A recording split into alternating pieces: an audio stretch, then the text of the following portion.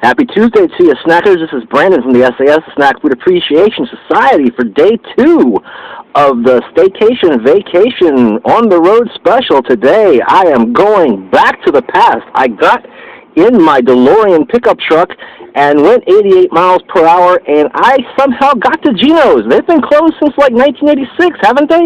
I mean, come on. What are you talking about? No, they are back. In fact, since 2010, Gino's, which was originally founded by former Baltimore Colts players Gino Marchetti, as well as I believe Al Amici, I forget his first name, maybe it's Al. Anyway, they founded Gino's with one other fellow, and it was a fast food staple in the Mid-Atlantic area for many years. In fact, they were the only place you could get Kentucky Fried Chicken in our area for many, many years, until they were purchased by the Marriott Corporation back in the early 80s.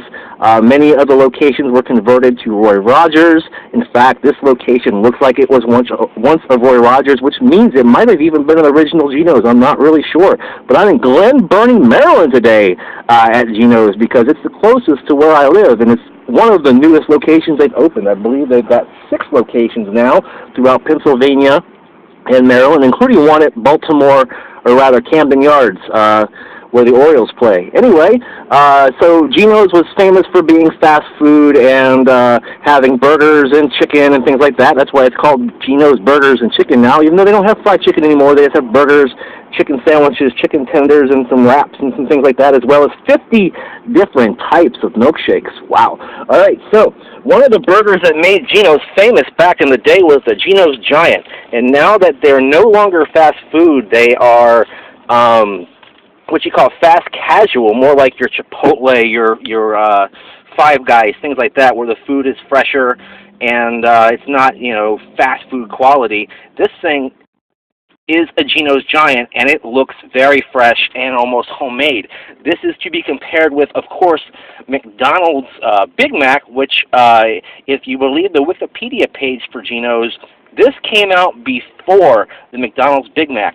And basically what you get is a triple-decker bun with 2 small hamburger patties, and it's got pickles, lettuce, no onions, thankfully, and a special sauce on a sesame seed bun, and there is cheese on one of the patties as well. Not very well put together, but very homemade looking. It's got not quite shredded lettuce. I guess you would call that chopped lettuce, which I'm okay with most of the time. This one costs $3.99, which is kind of similar to the cost of a Big Mac these days, I think. And this is supposed to be right up to the original recipe, although I don't think they had potato rolls at Gino's back then, but maybe I'm wrong. They converted from frozen beef to fresh beef anyway, right before they went out of business, and I guess they're continuing the fresh beef tradition with their resurrection. Well, basically it was $3.49 to add the fries and the soda, which you see behind there. I got cherry Coke. They picked this up. Yeah, this thing is kind of messy. In fact, the bun is falling apart right there. I'm not too psyched about that, but hopefully it'll taste better. They did have a giant, rather a super giant, which I think eschews the middle bun and just uses 2 huge patties over a half pound of meat. This is about a quarter pound of meat overall with this particular sandwich. Let me go ahead and resituate. Knock the fries over. Pick this up again. And ladies and gentlemen, take a look at the bag while I take a bite.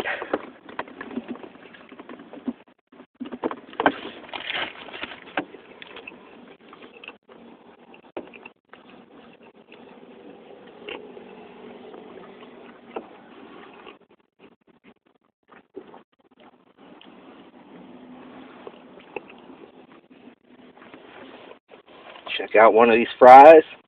A little bit of ketchup on there.